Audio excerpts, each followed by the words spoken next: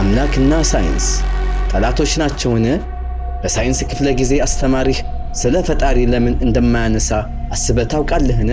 ወይም የሳይንስ መጽሐፍትህ ዩኒቨርስ በራሱ ብቻ እንደሚንቀሳቀስ አድርገው ለምን እንደሚያብራሩ ጠይቀህ ታውቃለህን?